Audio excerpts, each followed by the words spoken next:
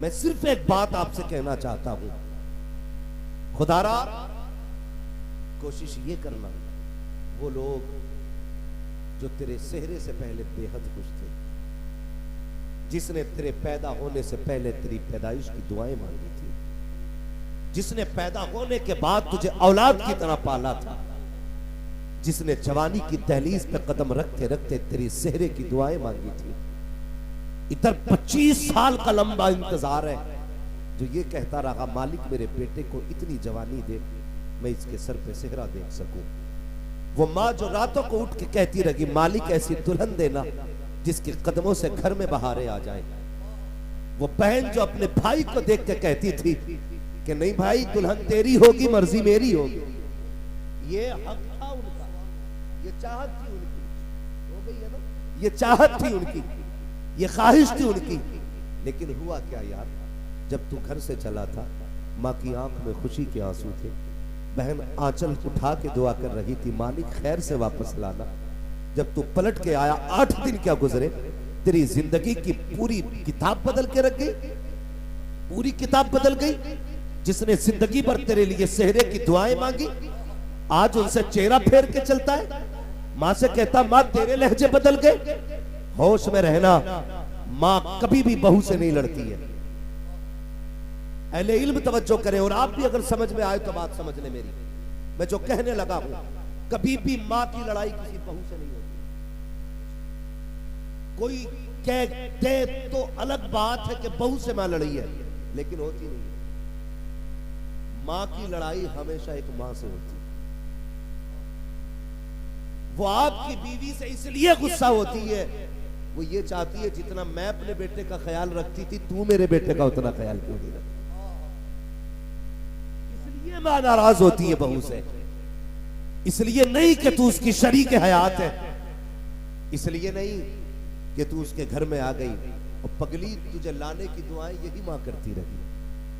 तेरे घर में आने के लिए इसी ने लंबे सजदे किए थे, आज तो इसके लिए बुरी क्यों हो गई। लेकिन इसको कब तकलीफ होती है, जब बेटा बिना नाश्ता किए घर से नाराज होकर निकलता है, तब माँ का कलेजा टुकड़े टुकड़े होता है। जब शाम को थक के आता है और तेरी काय काय में आकर के बिना खाए सो जाया करता है, तब माँ को दुख हुआ करता है। वो भूल सोचती है कि मैं जब मेरा लाल था ये कितना भी नाराज होता था, मैं इसको मनाए बगैर कभी सोया नहीं करती थी, कभी मैंने इसको 25 साल तक बिना खिलाए सोने नहीं दिया था। आज तो इसकी खा रही है, लेकिन मेरे बेटे को तो लुक़मे क्यों नहीं दिए। तू तो चैन से सो जाती है, लेकिन एक माँ को रात भर नींद नहीं आया करती है, फिर दौड़ के मौलवी के पास जाती है, तावीज दे दो सांस लड़ रही है, दुआ कर दो सांस लड़ रही है। मत जा किसी मजार के मजाबिर पे, मत जाओ किसी लुटेरे के पास, बस इतना कर लो उसके बेटे की इज्जत कर लो। खुदा की कसम तावीज उतना असर नहीं करेगा जितने बेटे की मुस्कुराहट तेरे घर में खुशियां ले आए।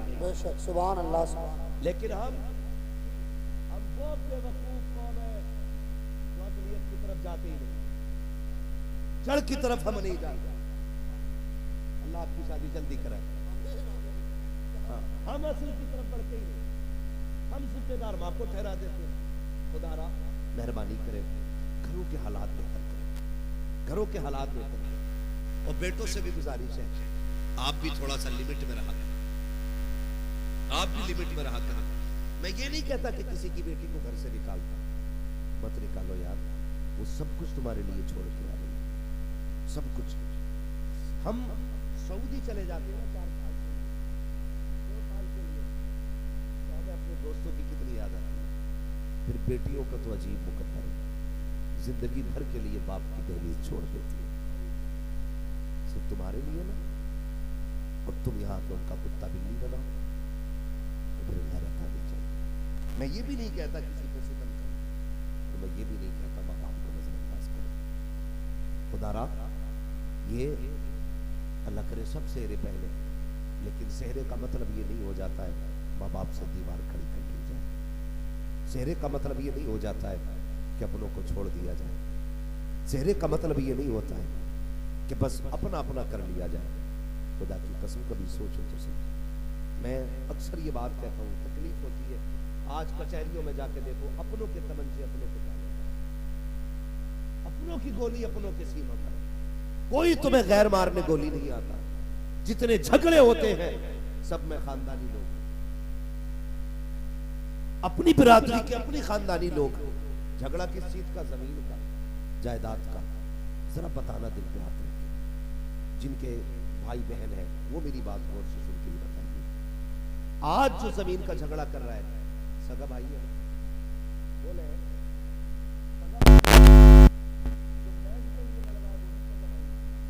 जिसने कल रस्सी डाल के नापी थी वो भी सगाई है, जो फावड़े से खोद के मेड काट रहा है वो भी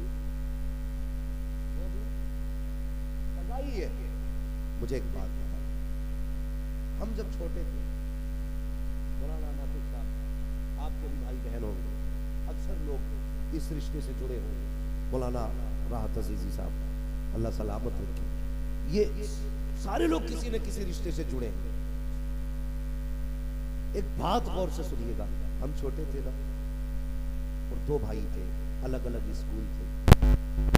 एक बच्चे की, एक भाई की छुट्टी 12:30 बजे होती थी, एक की 1 बजे होती थी। जो 12:30 बजे आता था, माँ कहती थी जल्दी कर खाना खा ले। वो कहता था माँ 20 मिनट रह गए, भाई आने वाला है, जब वो आएगा तब खाना खाना। गौर करना मेरी बात, जब वो आएगा तब खाना खाना है।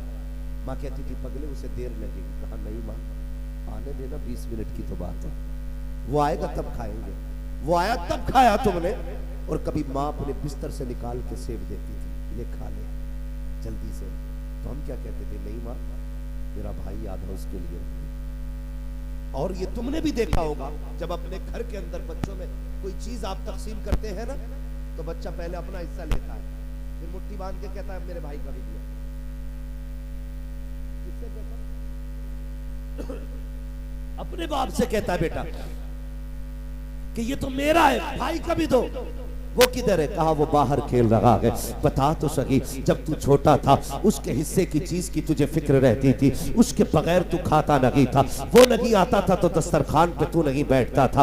आज बता तो सही, दहलीज भी वही है, रिश्ते भी वही है, रगे भी वही है, लहू भी वही है, खानदान भी वही है, चेहरे भी वही है, नाम भी वही है, रिश्ता भी वही है, लेकिन दूरियां क्यों हो गई है? पहले भाई को छोड़ करके तुम एक प्लेट में खाते नहीं थे, आज भाई के सामने तुम एक लुकमा खाने तैयार नहीं होते हो। कितनी दूरियां पैदा हो चुकी है कि बेटे से कहते हो देख के आ, तेरा बाप कौन सी मस्जिद में गया है जुमा पढ़ने? वो कहता किस लिए? कि अगर जिसमें तेरा चचा जाएगा उसमें मुझे नहीं जाना है। वो गैरत आनी चाहिए। कल इसके बगैर तू खाता नहीं था, इसके बगैर तू खेलता नहीं था, आज इस मस्जिद में ये जाता है उसमें तू नहीं जा रहा है। कभी गौर तो कर, ये दूरियां क्यों आ गई है? मैंने बहुत गौर किया, बहुत सोचा, तो इस नतीजे पे पहुंचा, जब हम छोटे थे तो हम पैसे को नहीं जानते थे, दौलत को नहीं समझते थे, लेकिन रिश्तों को समझा करते थे। हम नहीं जानते थे 1 लाख क्या होता है, लेकिन ये जानते हैं भाई क्या होता है। जब हम छोटे थे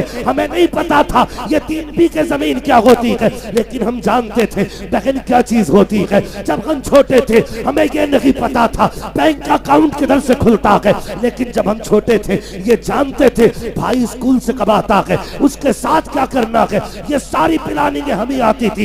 ये दूरियां किस लिए हो गई? जब से पैसे गिनने आ गए दूरियां होनी शुरू हो गई, जब से जमीन की पहचान हो गई दूरियां होनी हो गई शुरू, जब से पैसों की तादाद बढ़ी अपनों के रिश्ते टूट गए। मैं इस नतीजे पे पहुंचा, जब तक दिल के अंदर दौलत लगी थी रिश्ते थे, जब से दौलत आई है दिलों से रिश्ते निकल गए हैं। तुम्हें खुदा का वास्ता किसी भी दौलत को रिश्तों के मुकाबले में मत लाना, इसलिए कि दौलत मेहनत से मिल जाती है, रिश्ते खुदा की कसम नसीबों से मिलाकर। बेशक नारे तकबीर, नारे रिसालत, नारे हैदरी, मसलके आला हजरत अल्लामा मुफ्ती हम्माद साहिब क़िबला। और एक बात बता दूं, मेरे हुजूर ने फरमाया था सिल मन क़ता, जो तुझसे जोड़ तोड़े तू उससे जोड़। अगर मौलवी अपने कमीने रिश्तेदार से भी मिलता है ना, कमजोर नहीं है, ये तो झुक गया नबी का फरमान सुनकर। हाँ, ये झुक गया हुजूर के फरमान की वजह से। ये हमें करना है। जो तुमसे दूर जा रहा है, लोग कहते हैं तू हमसे 5 कदम हटेगा हम 50 हटेंगे। ये कौन सी तारीफ की बात हुई? तो उससे बड़ा कमीना निकला। तू तो ये कह तू 10 कदम हटेगा मैं 5 कदम और तेरी तरफ बढ़ूंगा। ये है असल इस्लाम। लेकिन हमारी जिंदगी तो हम 6 उम्रें करिए, 3 हज करिए, लेकिन आज तक कमीनापन हमारे अंदर जमीनों के झगड़े आज भी हमारी खेत की करवट में चल रहे हैं। किधर गया तेरा इस्लाम? क्या सीख के आया मदीने से? जब तू हुजूर की जालियों के करीब पहुंचा तो तुझे हुजूर की जिंदगी याद नहीं थी? कहता मैं गया तो दीवाना हो गया तो गुंबद खजरा देख के, और यहां आकर के वही मैंड मैंड का झगड़ा। खुदारा जब मदीने जाया करो ना तो ये भी सोचा करो ये वो महबूब लेटा है जिसने अपने कातिलों को भी माफ किया था। भूल गए हम लोग? फतह मक्का का दिन था जब सब कांप रहे थे ना, और सब ये सोच रहे थे आज बचने का कोई मौका ही नहीं है। हुजूर ने फरमाया था मुझसे क्या उम्मीद रखते हो? कहा था आप करीब इब्ने करीब हो। तो मेरे हुजूर ने क्या कहा था? फरमाया जाओ आज मैंने सबको आजाद कर दिया। ये इस्लाम है हमारा, ये दीन है हमारा। लेकिन हमने क्या किया? मैं अपने नबी की तारीफ को देखे, उनकी जिंदगी 6 उम्रें कर लेना काफी नहीं, 5 हज कर लेना काफी नहीं। खुदा की कसम उनकी मोहब्बत में जिंदगी हिंदुस्तान में गुजार दे, मदीने की तमन्ना लेके मर जा। जब कयामत में आंख खुलेगी तो मदीना शरीफ की जमीन नजर आएगी। कमाल ये नहीं है उधर उनके जाया जाए, कमाल ये है कि यहां मदीना बनाया जाए। अपने दिलों को मदीना बनाइए। बहुत खुशियां मनाता है बेटे की पैदाइश में, बाप को खुशी है। खुदारा मेहरबानी करें, टूटने वाले रिश्तों को जोड़ने की कोशिश करें। करेंगे इंशाअल्लाह? सारे बोले इंशाअल्लाह। तो कभी भी दौलत और रिश्तों को तोड़ना मत। दौलत जाएगी फिर आएगी, फिर जाएगी फिर आएगी, ये कभी किसी की नहीं हुई, ये कभी किसी की नहीं हुई है। और मैं एक बात कहता हूँ, मुझसे कई बार लोगों ने कहा कि कैसा मौलवी है यार, गांव में घर बनाया तुझे तो शहर में आ जाना चाहिए था। मैंने कहा मैंने इतनी तरक्की नहीं की अभी कि मैं शहर तक आ जाऊँ। कहा क्यों? बोले यार गांव के अंदर लोग दुश्मन भी होते हैं, हासिद भी होते हैं। तो मैंने एक बात कही थी, मैंने कहा अगर गांव के लोग लठ एक साथ फेरते हैं ना तो जनाजा भी एक साथ उठाया करते हैं। जहां मारने वाले नहीं होते वहां जनाजा उठाने वाले भी नहीं होते। तो ये नाराजगी अभी एक खूबसूरती है, लेकिन सबसे बड़ी खूबसूरती यह है कि फिर माफ कर लिया जाए, फिर माफ कर लिया जाए। ये सबसे बड़ी खूबसूरती है। रिश्तों को निभाया जाए, रिश्तों का भरम रखा जाए। और बस आपसे एक बात और कह जाऊं, मैंने एक बेटे की बात की थी, जब भाई भाई के बीच इतनी मोहब्बत थी, आज मूंछ का झगड़ा हो जाता है, मूंछ का। तो मुझे नहीं जाना है, क्यों नहीं जाना है? अब वो मेरा जो समधी है ना, उसने मुझे ऐसे बोला है, इतनी सी बात पे 10-10 साल बीत जाते हैं, बाप बेटी के घर नहीं जाता, बाप बेटी के घर नहीं जाता, फोन आते हैं बेटियों के, कोई तावीज होगा, मेरा भाई आ जाए, मेरा बाप आ जाए। खुदा की कसम, एक बकरा पाल लो ना बकरा ईद के लिए 2 साल या 1 साल बकरा पाल लो, तो कुर्बानी के वक्त उसे देख के रोना आता है। कई वीडियोस बकरा ईद पे ऐसी वायरल की गई कि जानवर रो रहे थे अपने मालिक से लिपट कर। यार अगर जानवर को मालिक की इतनी पहचान है तो फिर बेटी को बाप से कितना प्यार होता होगा। हमने उसके अरमानों का गला घोट दिया सिर्फ अपनी अना की खातिर, अपनी मूंछ की खातिर कि मैं समधी के सामने नीचा नहीं होना चाहता। भाइयों से पीले मेरी, खुदा की कसम, बहन जैसी बेटी कहां से लाओ? तुम्हें याद नहीं हो तो याद दिला दूं, जब तुम स्कूल जाते थे तो ड्रेस तुम आके फेंकते थे घर में, टाई कहीं, पैंट कहीं, शर्ट कहीं, बस्ता कहीं, अगले दिन सारा तरतीब से रखा नहीं था। ये रखने वाला कौन था? बहन थी। हर दिन तेरी ड्रेस को धुल के प्रेस करके रखने वाली कौन थी? बहन थी। तेरे उठने से पहले तेरा नाश्ता तैयार करना, तेरा टिफिन बांधना, ये किसने किया? बोलो, बहन ने किया। आज कहते हो मुझे नहीं जाना उसके दरवाजे पे, शर्म कर। भूल गया तू? जब तू ड्रेस पहन के चला था, कीचड़ में तेरा पैर लगा, जूते पे छींट आ गई, तूने मुड़ के कहा था उफ जूता सन गया। तेरी बहन ने इतना सुना, दौड़ के आई, क्या बात है? कई स्कूल को लेट हो रहा हूँ, जूता सन चुका है। बहन ने कहा फिर परेशान क्यों होता है? उसने कहा जल्दी कपड़ा ला साफ कर। बहन ने तेरे स्कूल का टाइम बचाने के लिए अपने सर की चादर उतार के तेरा जूता साफ किया था। भूल गया उस एहसान को, भूल गया उस एहसान को बहन के। खुदारा इनका एहसान माना करो और इनसे नाराज ना हुआ करो। अगर ये रूठ भी जाया करे तो इन्हें मनाया करो, आगे बढ़ के इनके पास जाके बैठा करो। अगर ये चेहरे भी फेर लिया करे तब भी इन्हें मनाया करो। अगर बहन बदबख्त और कमीनी क्यों ना हो, तू अपना हक अदा कर। अगर तू बहन को राजी करने के लिए कोशिश करेगा, खुदा की कसम मरने में देर लगेगी, तुझे जन्नती होने में देर नहीं लग सकती। घर के दामादों को जहेज की फिक्र होती है, उसे ये तो पता है जहेज में क्या आया था, लेकिन उसे ये नहीं पता है अभी तक कि इसके भी कुछ हक है, इसके भी कुछ हक है। हम फिर आपसे एक बात कहना चाहेंगे, अगर आप चाहते हो अल्लाह आपकी बेटी को इज्जत दे तो आप दूसरे की बेटी को इज्जत दिया करें। आप दूसरे की बेटी को इज्जत दोगे, अल्लाह आपकी बेटी को इज्जत अता फरमाए। समझ रहे मेरी बात? इसलिए कोशिश करें कि आप दूसरे की बेटी को इज्जत दें। और अल्लाह ने इन रिश्तों में बरकत रखी है। मेहमान जब आते हैं ना, एक तो खाते हैं अपने नसीब का, और जब जाते हैं तो तुम्हारे घर में बरकत छोड़ जाया करती है। बेटियां शादी के बाद मेहमान बन जाती हैं, उन्हें देख के चेहरे ना बिगाड़ा करो। और कुछ दामाद खड़ूस टाइप के, मैं तो भाई उससे सख्त जुमला करने जाता हूं, ऐसे लोग भी हैं कि पूरा दिन मौज करेगा, लेकिन अगर बीवी चुपके से कहती सुनो जी मेरा बाप आने वाला है, कुछ ले आओ, तो अब औकात दिखानी शुरू करता है। कमा के रख दिया था, ला के रख दिया था, शर्म किया कर यार, शर्म किया कर। दिल टूट जाता है उसका कि तुमसे कभी कीमत उसने नहीं मांगी, कीमत नहीं मांगी उसने। 50,000 मेहर दे के सोचते हो हमने जड़ खरीद गुलाम बना ली, 11,000 में सोचते हो तुमने उसकी नस्ल खरीद ली है। एहसान मानो उसका यार, एहसान मानो कि इस गर्मी में तुम्हें बना के खिलाती है।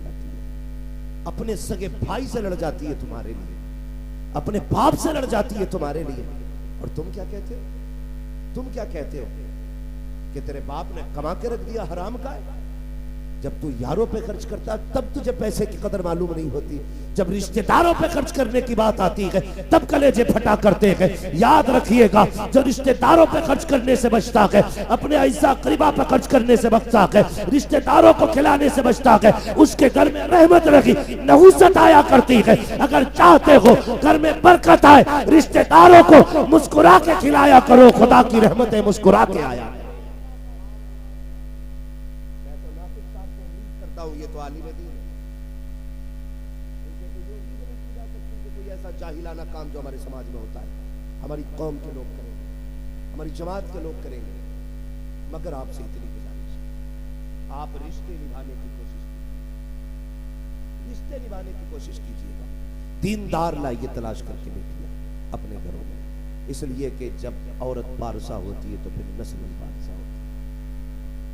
तुम्हारे बच्चों के सुधरने बिगड़ने के जिम्मेदार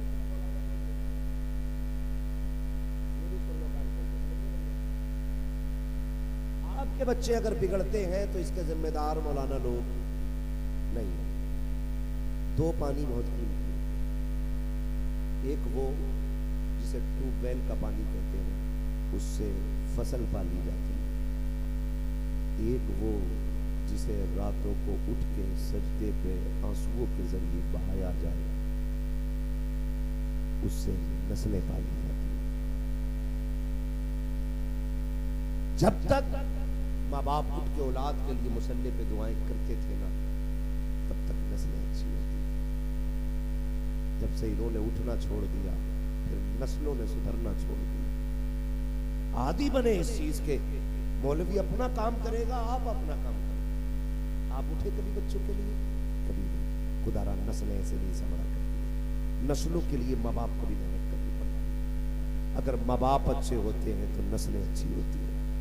ज़मीन अच्छी होती है तो फसलें अच्छी होती हैं। इसलिए कोशिश करें माँ बाप अपनी जिम्मेदारियां निभाएं और बच्चों के लिए माँ बाप भी दुआएं किया करें। करेंगे इंशाअल्लाह, आदि बनेंगे इंशाअल्लाह, बोलो इंशाअल्लाह। हाँ, ये कोशिश की जाए कि हम अपनी नस्लों को एक अच्छी राह दिखाएंगे, एक अच्छे रास्ते पर चलाएंगे। माएँ भी बड़ी एक्सपर्ट है, बच्चा जरा सा गड़बड़ करे मोबाइल दे दिया तो चला। 6 महीने का था तब से मुट्ठी में मोबाइल, अब कह रही है छोड़ी ना रहा। चलो भाई, आप भी बड़े सीखते थे, मुझसे कह रहे आप कोई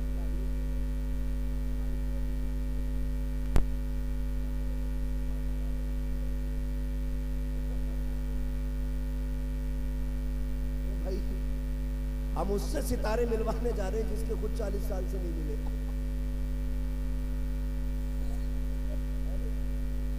उसके पास जा रहे हैं सितारे मिलवाने जिसके खुद गर्दिश में चल रहे हैं, जिसके खुद गर्दिश में चल रहे हैं। अगर सितारे मिलाने हैं ना तो फिर मुसल्ले बिछाया करो और रब को आवाज दिया करो, मालिक सुकून दे दे। जब वो सितारे मिलाता है तो फिर कोई बिगाड़ नहीं सकता है, फिर कोई नहीं बिगाड़ सकता है। वो बैठा हुआ कह रहा ले डोरी ले जा, बीवी तेरी सुनेगी। अंदर से बीवी झाड़ू लेके आई तो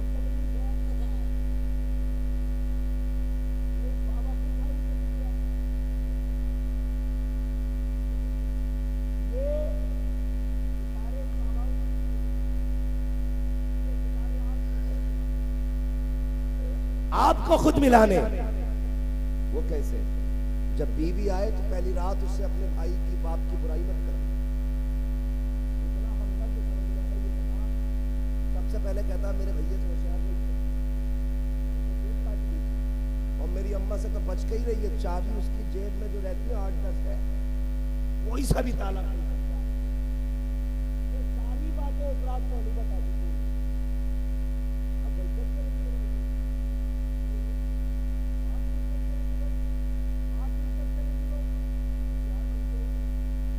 के देखें, मेरे हुजूर का आंगन है, आने वाली खातून हजरत हलीमा सादिया है। जैसी आई घर के अंदर हजरत खदीजतुल कुबरा उठ के खड़ी हो गई। जितनी देर घर में रही हजरत खदीजा बैठी नहीं। महबूब अलैहिस्सलाम ने फरमाया खदीजा ये बताओ जब तक हलीमा सादिया यहां रही मेरी अम्मी, आप बैठी क्यों नहीं? कहने लगी महबूब इसलिए नहीं बैठी कहीं उनके हुक्म की तामील में ताखीर ना हो जाए। क्या बोले? कहीं उनके हुक्म की तामील में देर ना हो जाए, इसलिए बैठी रही थी। क्योंकि उम्मुल मोमिनीन ये कहने लगे मैंने पूरी जिंदगी महबूब को अपनी माओ का इज्जत से तज़किरा करते सुना था।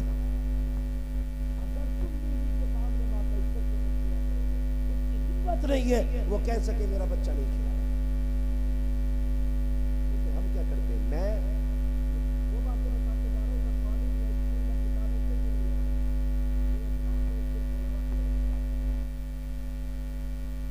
आप स्कूल के जरिए इंजन सवार सकते हैं, चाहे वो टेम्पू का हो या हवाई जहाज का, लेकिन मुस्तफा के मदरसे के जरिए जिंदगी सवार सकते हैं। समझ रहे मेरी बात? जो मैं औरतों तक की बात नहीं जाएगी, आपने जो आवाज वहां तक पहुंचा दी, अब क्या बताऊं, लेकिन फिर भी सुन लो। हम उनके माँ बाप की भी इज्जत करें, अपने माँ बाप की। इसमें घर बेहतर चलेगा, इसमें घर बेहतर चलेगा। ये कोशिश मत करना मैं बैठूं तो वो जूते उतारे, वो मोजे खुद अपने हाथ से उतारे। तुम उसकी खुशियों का ख्याल करो, वो आपकी खुशियों का ख्याल करेगी। ऐसे घर बेहतर चलते हैं। कितनी बातें मैंने इसलिए भी बता दी मौलाना ना फिक्र तक पहुंच जाए, ताकि आने वाली जिंदगी और भी खुशहाल हो जाए। मैं जानता हूं आलिम भी है, फाजिल भी है, लेकिन याद रखिएगा सारे इल्म किताबों से नहीं, कुछ तजर्बों से भी आया है ना। अक्सर बातें तजर्बों से मालूम होती है। इसलिए हम ये चाहते हैं कि घरों के हालात बेहतर हों तो रिश्तों को बेहतर करें, उनके घर वालों की इज्जत आप करें। अपनी बीवी से पहली रात में सबकी बुराई नहीं करनी है, करेंगे बोलो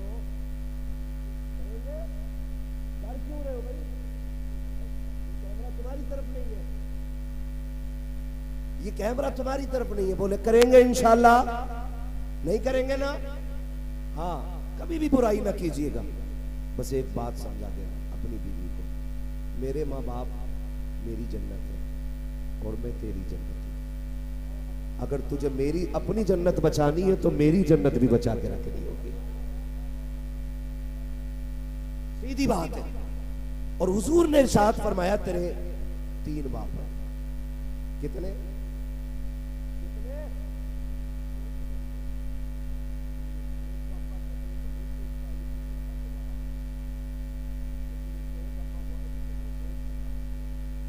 हुजूर ने फरमाया तुम्हारे 3 बाप हैं। एक वो जिसने तुम्हें जन्म दिया, एक वो जिसने तुम्हें तालीम दी, और एक वो जिसने तुम्हें बेटी दी। इन तीनों का एहतराम करना। और आज इन तीनों की सबसे ज्यादा सबसे बड़ी बेकदरी जो है ना आज उस्ताद की है। पीर को भी साल में 2 बार मुसाफा मिल जाए, उस्ताद को तो एक ही बार 500 रुपये मिलते हैं कर रही है। और एक इजाजत का कपड़ा, एक इजाजत नहीं देना, सब बस इतना। तो इन तीनों की इज्जत करनी है, इन तीनों की इज्जत करेंगे इंशाअल्लाह। अल्लाह ताला नातिक भाई की जिंदगी में बेपनाह बरकत अता फरमाए।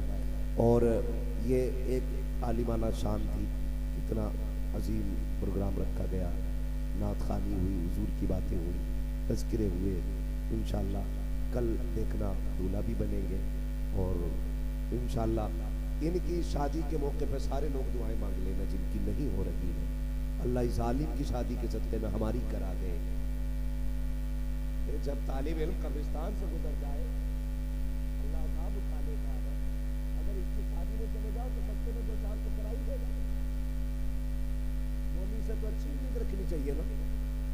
अल्लाह ताला सबके घरों में बरकत अता फरमाए, सबको दोनों जहान की नेमत अता फरमाए।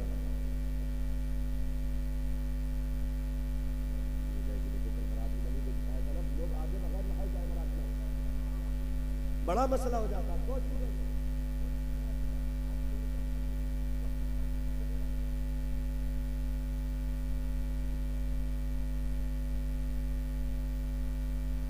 सुन रहे मेरी बात?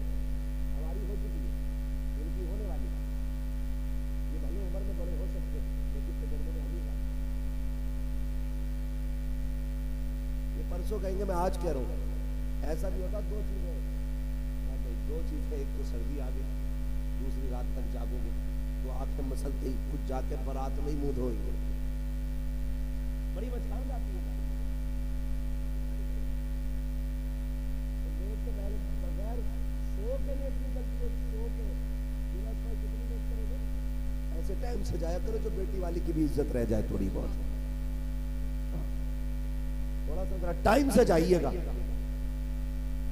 समझ गए मेरी बात? जाया करो टाइम से जाओगे। हाँ, सवेरा उठ जाना कल को फजर में। अगर ये ना भी जाए तो आप पहुंच जाओ, ये तो आ ही जाएगा, ये तो आ ही जाएगा। आखिरी बात, आखिरी बात सुन लीजिए। हर घर का मामला है, शादी के बाद ना बीवी सब कुछ हो जाती है। सब कुछ का मतलब क्या है? जो अंदर बाहर सब में उसकी हुकूमत चलती है। भाई वो होम मिनिस्टर है तो होम मिनिस्टर ही रखिए। आग उस वक्त तक फायदा देगी आपको जब तक चूल्हे के अंदर है। जब चूल्हे से बाहर निकलेगी तो जला के। ये मैं एक बिल्कुल आम फैन गुफ्तगू कर रहा हूँ, गाँव देहात वाली। याद रखिए, समझिए मेरी बात। आप घरों के हालात बेहतर करने के लिए इतने भी झगड़ों में ना पड़िएगा कि अपने छूट जाएं या अपने रूठ जाएं। और ऐसे टाइम पे यार क्या बात करनी है, इतनी रूठ मनव्वर होती है। सुबह से दोपहर तक बैठा रहेगा और बारात के टाइम भाग जाएगा, बारात के टाइम भाग जाएगा। क्योंकि अब मनाने आओ, अब वो बेचारा सेहरा संभाले कि तुझे संभाले। वो शेरवानी उठाए फिर जाए, चच्चा कहाँ गया, उधर को निकल गया। आलू किधर गया? नहीं मैं ये तो रिश्ते सभी के हैं, लेकिन जहालत इतनी बढ़ गई है, इतनी बढ़ गई है, सुबह तक खूब काम करेगा, एंड टाइम पे भाग जाएगा, एंड टाइम पे भाग जाएगा। ओ भाई ख्याल किया करो यार, नाराज होना 2 दिन पहले होले, लेकिन कहता नहीं जो बुद्धा बुब्बन जुम्मन सब होंगे तब नाराज होकर दिखाऊंगा, उनके सामने हाथ जोड़वाऊंगा। याद रख 2 जगह सभी को जाना पड़ता है, जनाजे में भी जाना पड़ता है और सेहरे में भी जाना पड़ता है, दोनों जगह जाना पड़ता है। इसलिए रिश्ते निभाना सीखिए आप, ताल्लुक बनाना सीखिए आप। अगर आपको नहीं आता हो तो फिर मुस्तफा से सीखिए आप, हुजूर से सीखिए आप जिंदगी कैसे निभाई जाती है, मामलात कैसे किए जाते हैं। आज हालत ये है, वो कमरे के अंदर से आवाज आ रही है खिड़की में से, अल्लाह करे तू लौट के ही ना आए। बीवी की आ रही होगी तुम्हारी, और कमरे में से तो मुर्गी बदबू आ गई, अंदर से आवाज आती लौट के ही ना आए। ये भी कह रहा चल तेरी शिकल ही नहीं देखी। जब इस तरह के जुमले होंगे तो फिर बच्चे इब्लीस पैदा नहीं होंगे। झगड़ों के बीच जो कौमें आती है तो पावरफुल कंट्री खड़ी है, एक मुल्क को अब्बा कहा जाता है, दूसरे को अम्मा कहा जाता है, दोनों में गोली चल रही है, बीच में बच्चे आए हैं तो फिर बर्बाद बच्चों की है। मेरी बात, झगड़े ना किया करो, जिंदगी कैसी गुजारनी है कभी पूछ मुस्तफा जाने रहमत से। मेरे नबी पाक फरमाते हैं 25 साल मैंने खदीजा के साथ गुजारे, लेकिन कभी दरवाजे पे आहट करने की जरूरत नहीं हुई, कभी कुंजी खटखटाने की जरूरत नहीं पड़ी, कभी खांसने की जरूरत नहीं पड़ी। मेरे खड़े होने से पहले खदीजा दरवाजा खोल दिया करती थी। एक दिन मैं दरवाजे पे पहुंचा, मेरे पहुंचते ही दरवाजा खुला, मैंने कहा खदीजा बता तो सकी, आज तक मैंने कभी आवाज नहीं दी, कभी दरवाजा नहीं बजाया, कभी खांसा नहीं, तुम मेरे पहुंचने से पहले दरवाजा कैसे खोल देती हो? तो खदीजतुल कुबरा का हुजूर से इश्क देखिए। उम्मुल मोमिनीन ने कहा था या रसूल अल्लाह, आवाज की जरूरत उन्हें पड़ती है जो दिल से दिल जुदा होते हैं, जो अपनों से बेखबर होते हैं। या रसूल अल्लाह, आपकी खुशबू मेरी बशा में जामे ऐसी बस चुकी है, आप पहले वाले मोड़ पे होते हो, आंगन में खुशबू पहले आ जाती है। या रसूल अल्लाह, आपके आने से पहले खुशबू आ जाती है, मैं समझ जाती हूँ वो आ गया है जिसके पसीने से कायनात को मुअत्तर किया गया। ये रिश्ते होते हैं, ये रिश्ते होते हैं। आज वो काम करके आए गरीब, कितनी ईंटें चौथी मंजिल पे लेके चढ़ा, उसकी कमर में कितना दर्द है, उससे पूछ तो सही। जैसे वो घर में आया बच्चे नोच लिए, पूरा दिन मोहल्ले में टहली, जब वो आया तो बच्चे के नोच लिया, बच्चा रोया, आंख से बच्चे के लगाया। वो तो ये सोच के घर में आया था सुकून मिलेगा, लेकिन तेरा ये इजराइल का नक्शा देख के चेहरे पे इसका मूड खराब हो गया। इजराइल का नक्शा देख के चेहरा बिगड़ गया, कितना थका हारा आया था। ए मेरी बेटी, मेरी बहनों, बहुत गौर से मेरी बात सुनना। जब शौहर थक के आया करे, चेहरे बिगाड़ के न दिखाया करो। ये जो धूप में तप के आया है, ये तेरे लिए तपा है। ये जो लोगों की गालियां खा के आया है, तेरी वजह से आया है। इसने जो सुबह से शाम तक ईंटें ढोई है, इसलिए ढोई है ताकि तुझे किसी के आगे हाथ न फैलाना पड़े। तुझे क्या लगता है ये शौक पूरे करके आया है? प्यास इसे भी लगी थी, लेकिन इसने 20 रुपए की बोतल नहीं खरीदी। इसने टंके या गड्ढे में पानी देख के प्यास बुझा ली ताकि ये 20 रुपए बचा करके अपनी बीवी की खुशी पूरी कर सको। जैसे इसने घर में कदम रखा, तूने इसकी मेहनतों पे पानी फेर दिया, ये जीते जी मर गया। जब तेरा बिगड़ा हुआ चेहरा देखा, क्या अच्छा होता तूने जिंदगी हुजूर से सीखी होती। एक दिन मेरे नबी घर तशरीफ लाए, उम्मुल मोमिनीन खदीजतुल कुबरा ने जैसे दरवाजा खोला, हुजूर के माथे पे खून के निशान थे। कहती है या रसूल अल्लाह, लगता है फिर कौम ने सताया है। हुजूर तशरीफ लाए हैं, खदीजतुल कुबरा बिस्तर पे आई, बैठ जाती है, एक पैर फैला है, दूसरा खड़ा है, सरकार बैठे हुए है। महबूब अलैहिस्सलाम के चेहरे पे देखा कमजोरी के निशानात है, कमजोरी के आसार है, नकागत के आसार देखे बेकरार हो जाती है। महबूब लगता है सुबह से कुछ नहीं खाया। ये कहने के बाद आपने अपने पैर के पास से एक खजूर का प्याला उठाया और उठाने के बाद एक खजूर उठाई, उसमें से महबूब के चेहरे की तरफ की। आका करीम ने कहा था, खदीजा ठहर तो सही, ये बताओ बच्चियां कहाँ है? जब देखा मेरे नबी ने बच्चियां कहाँ है, खदीजतुल कुबरा ने कहा ये सो गई है। देखा बेटियों के चेहरे पे आंसुओं की वजह से लकीर बनी हुई है। कहते हैं आका लगता है खदीजा मेरी बेटी रोते रोते सो गई है। जी या रसूल अल्लाह, भूख लगी थी बच्चों को, कुछ था भी नहीं, इसलिए रोते रोते सो गई। मेरे नबी की आंख में आंसू आ गए। खदीजा ये खजूर मेरी बेटियों को क्यों नहीं खिलाई, उठा के इनको खिला दिया होता। अब रिश्ता देख लिया बीवी का। हजरत खदीजतुल कुबरा कहती है या रसूल अल्लाह, बात यह है कि भूख बच्चियों की अपनी जगह है, लेकिन आपकी भूख देखा नहीं जाती है। आप खाइए तो सही। मेरे नबी के मुंह में जब चंद खजूरें आई, उसके बाद हुजूर ने अपनी बीवी का हाथ पकड़ा और पकड़ने के बाद कहा था, खदीजा मैं तो खा चुका हूँ, अब तुम बताओ तुमने कब से नहीं खाया है? तुम्हारा चेहरा उतरा हुआ है, लगता है तुम्हारा भी कई वक्त का फाका है। तब हजरत खदीजा ने पूरी दुनिया की औरतों को यह बबा में तो हल बताया था, मेरी जिंदगी देखो, और कहा था या रसूल अल्लाह, अगर भूख की वजह से हमें कुछ हो गया तो सिर्फ हमारा नुकसान होगा, फातिमा को कुछ हो गया तो हमारा नुकसान होगा, आका का आपको कुछ हो गया पूरी कायनात का नुकसान हो जाएगा। या रसूल अल्लाह, मेरी जैसी तो हजारों आ सकती है, लेकिन तेरे जैसा कयामत तक नहीं आ सकता। अगर बीवियां शोहर की इस तरह से फिक्र करने लगे तो फिर किसी